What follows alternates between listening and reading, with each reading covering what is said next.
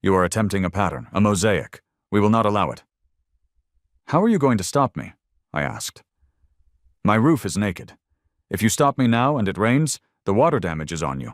That's a liability tort, Sterling, you know that." Vance looked at the exposed wood. He looked at the heavy gray clouds gathering on the horizon.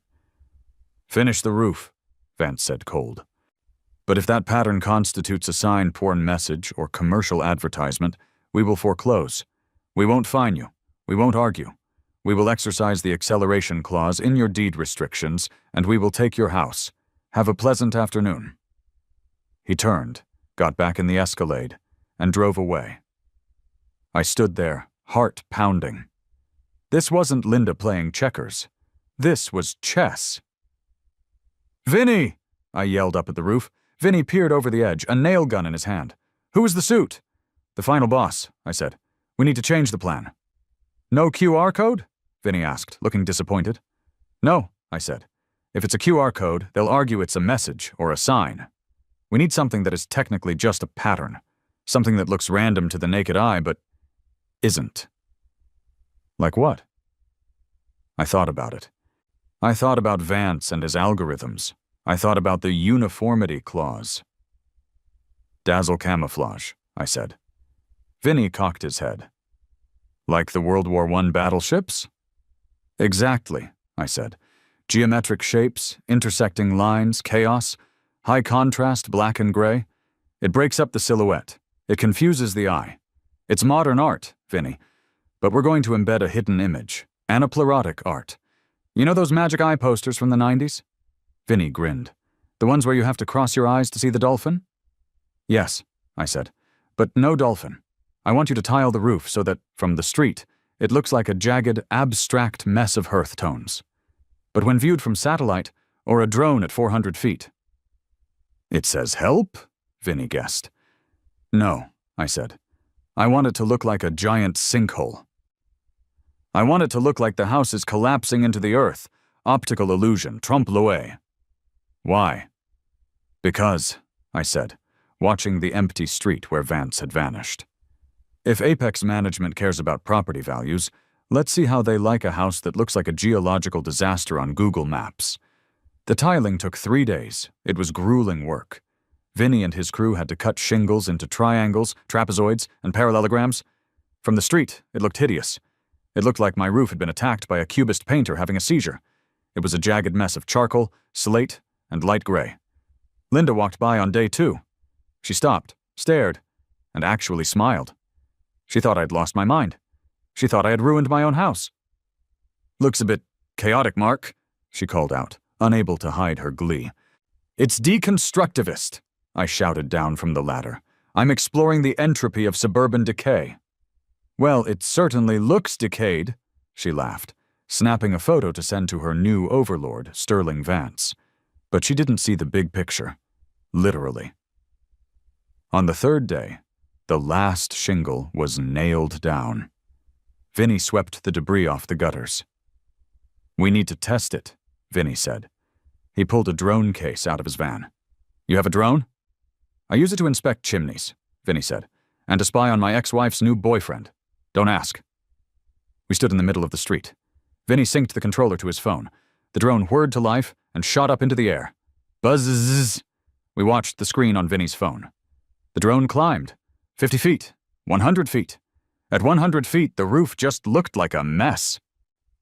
"Go higher," I said. 200 feet. The shapes started to merge. The jagged lines softened. 300 feet. "Holy Mother of God," Vinny whispered. On the screen, my house didn't look like a house anymore. The shading, the forced perspective of the lighter and darker shingles, it worked perfectly. It looked like the center of my roof had caved in, revealing a dark, jagged abyss that went down into the bowels of the earth. It looked like a cavern had opened up to swallow the home. It was terrifyingly realistic. "That is horrifying," I said. "It looks like a bomb went off." "It's beautiful," Vinny wiped a tear. "It's the Mona Lisa of asphalt." I took a screenshot. "Upload it," I said. "Update the Google Maps listing for my address." 2 weeks later. The effect was subtle at first.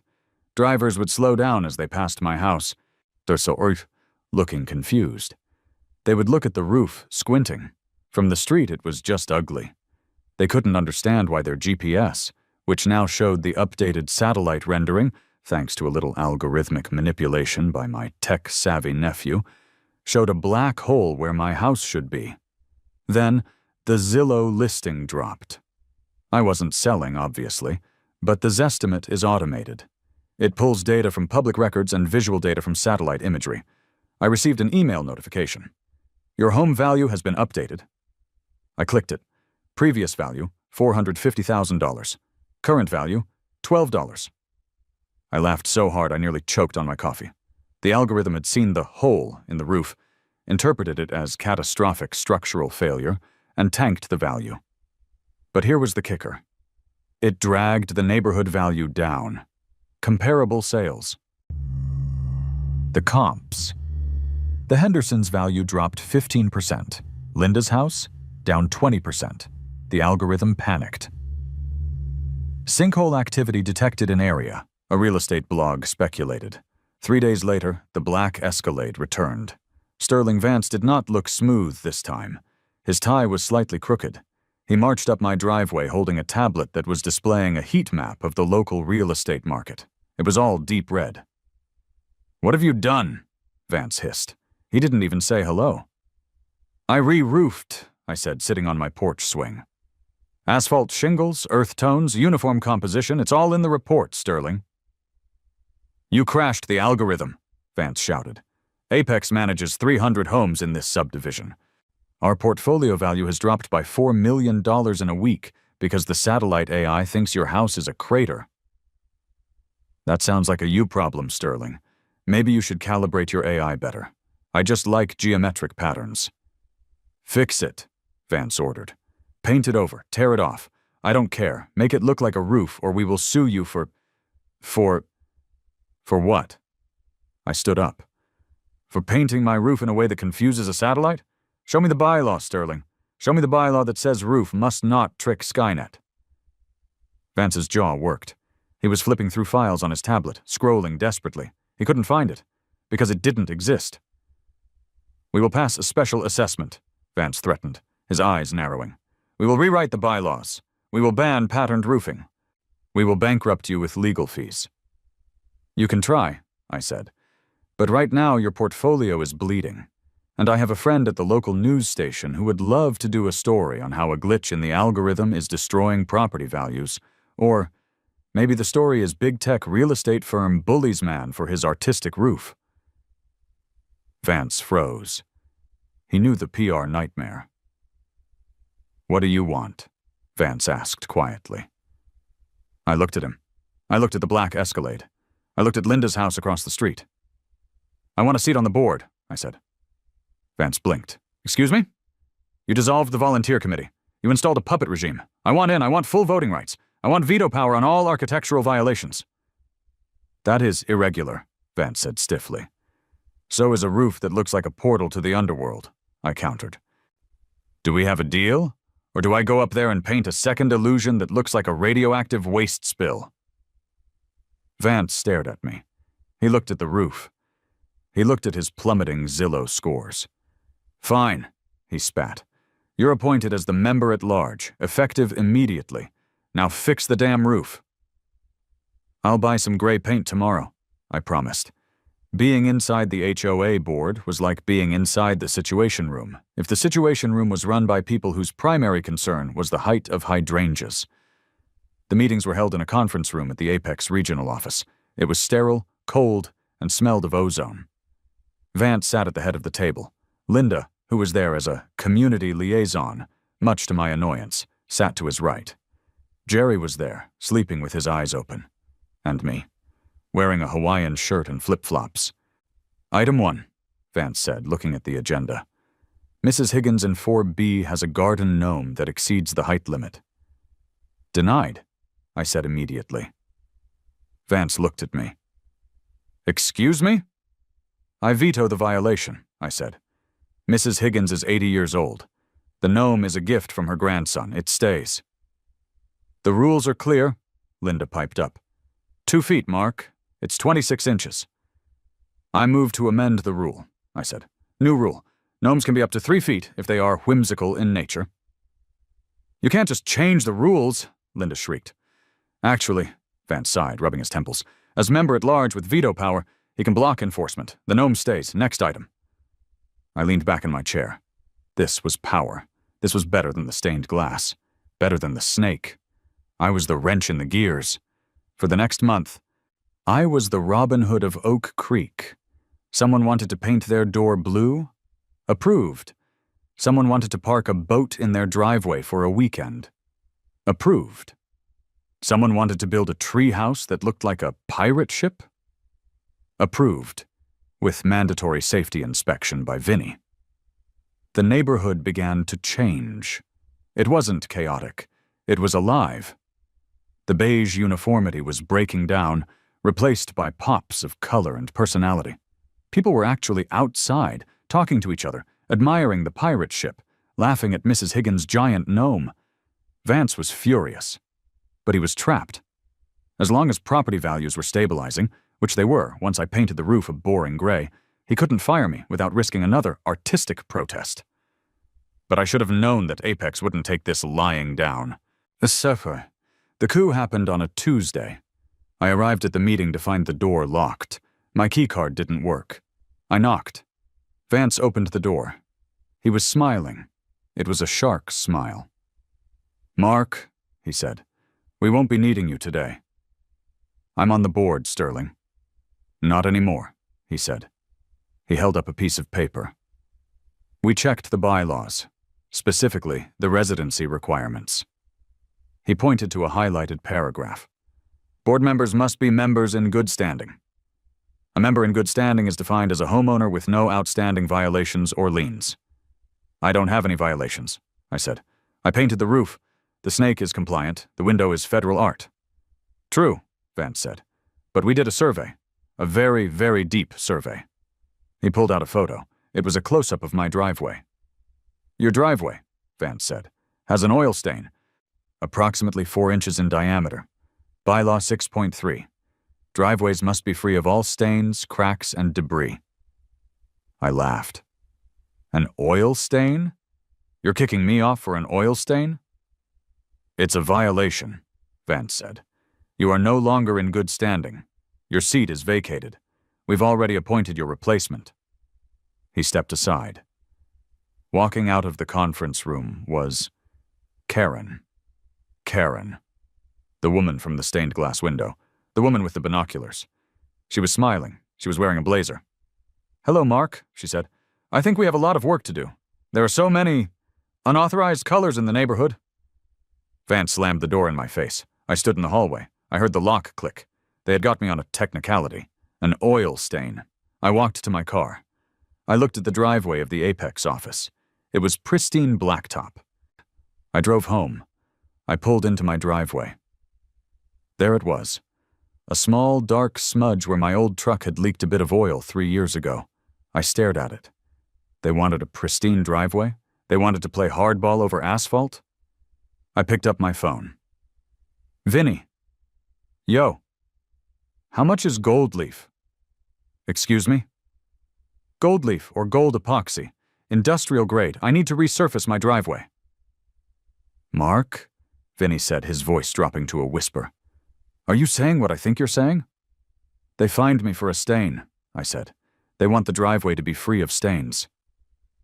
"They didn't say it had to be black. I want to plate the entire driveway in gold. I want it to shine so bright that satellites pick it up as a solar flare. I want to drive my car on the yellow brick road." "I know a guy who does metallic epoxy flooring for casinos," Vinny said. "It's expensive, it's tacky, it's perfect." "Do it," I said. "And Vinny?" "Yeah?" "Make it slippery when wet.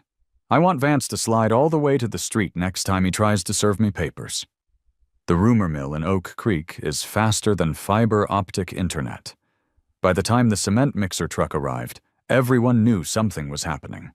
But nobody expected the gold.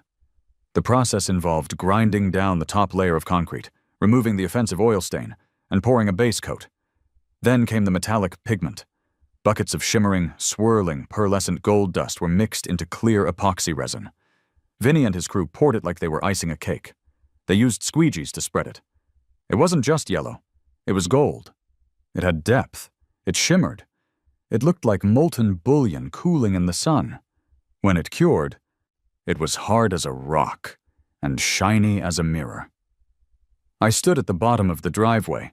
It looked like the entrance to a palace. It reflected the sky, the trees, and the angry face of Karen, who was standing across the street. I walked up it. It felt regal. I parked my beat-up Ford F-150 on it. The contrast was breathtaking. The notice came within an hour, hand-delivered by a courier. Violation, non-standard driveway material. I was ready. I walked into the board meeting that night, uninvited, and slammed a binder on the table. Bylaw 6.1, I announced before Vance could call security. Driveways must be paved with concrete, asphalt, or approved hardscape materials. Definition of hardscape: man-made features used in landscape architecture such as paths or walls. It's gold, Mark, Karen shouted. Come. It's ridiculous. It is a metallic epoxy sealant, I corrected. Commonly used in high-end garages. It seals the concrete. It prevents oil stains. You wanted no stains? I gave you a stain-proof surface. You can eat off this driveway, Karen. I invite you to try. Vance looked at the binder. He looked at me. It reflects light, Vance said. It's a hazard to navigation. I checked with the FAA, I said, pulling out a letter. We are below the flight path threshold. And as for drivers, it's no brighter than a wet road. Technically, I've improved safety by increasing visibility. Vance rubbed his eyes. He looked tired. The crisp corporate shell was cracking. Why? Vance asked. Just why? Because you took my seat, I said. Because you think you can algorithm us into submission. But here's the thing about algorithms, Sterling. They hate outliers, and I am the biggest outlier you will ever meet. I leaned over the table. I have plans, Sterling. The driveway is just the beginning. I'm looking at my siding next. Did you know there's a paint that changes color based on temperature? Thermochromic pigment? My house could be blue in the morning and pink in the afternoon. Imagine what that does to your uniformity clause. Vance turned pale. What will it take? Vance whispered. To make you stop. I want the HOA dissolved, I said. The room went silent. Not just the committee, I said. The whole thing. The covenants, the restrictions, Apex leaves. We go back to being a normal neighborhood where people talk to each other instead of suing each other. We dissolve the corporation. That requires a supermajority vote of the homeowners, Vance said. Regaining some confidence. 75%. You'll never get it. Most people are sheep, Mark. They like the rules. They like the property values. Do they? I asked. Or are they just afraid of you? I stood up. I'm going to run a campaign, Sterling. I'm going to rally the troops, and I'm going to do it from my golden driveway. The campaign for the dissolution of the Oak Creek HOA was the most intense political event the county had ever seen. I didn't use yard signs. Yard signs were regulated. I used projection mapping. Every night, I projected "Vote Yes to Dissolve" onto the side of my house. Since it was light, not a physical sign, it fell into a legal gray area that David, my lawyer, assured me would take 6 months to litigate. I hosted barbecues on the golden driveway.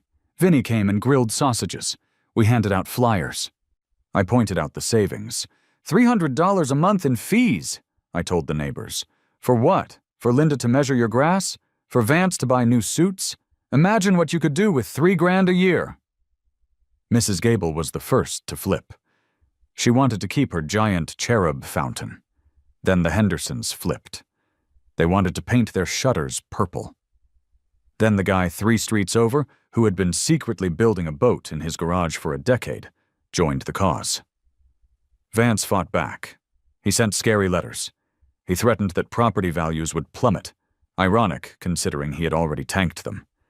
He claimed the neighborhood would turn into a shantytown, but he underestimated the power of the spectacle. The stained glass window, the metal snake, the invisible hole in the roof, the golden driveway. I wasn't just a nuisance anymore. I was a legend. I had shown them that the rules were fragile, that authority was an illusion maintained by paper tigers. The vote was scheduled for November 1st. We needed 200 votes out of 260 homes. On voting day, I set up a polling station in my garage. I had a notary present. Vance stood outside, watching. He looked defeated.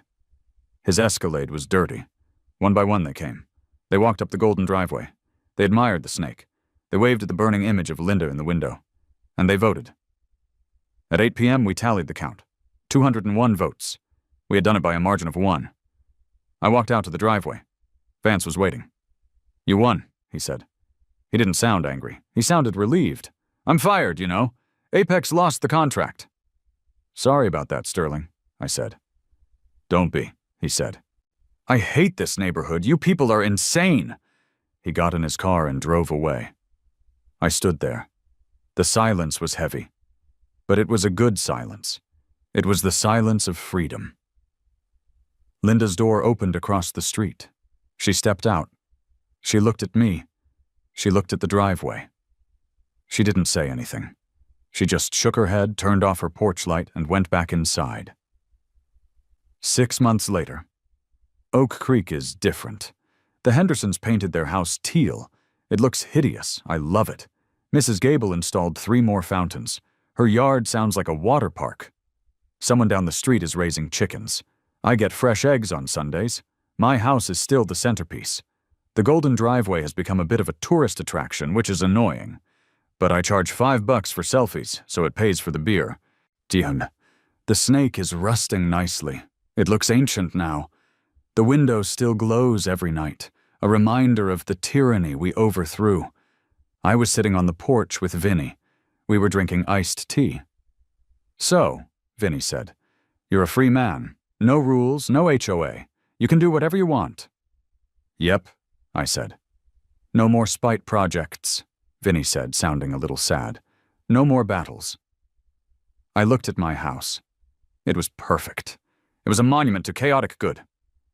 "I don't know," I said. "I was looking at the city ordinances yesterday." Vinny perked up. "Yeah? Did you know," I said, "that the city has a zoning law about maximum height of amateur radio towers?" "How high?" 50 feet. And, I smiled, "it doesn't say the tower can't be shaped like a giant middle finger." Vinny grinned. He pulled out his sketchbook. "I'll go get the welder.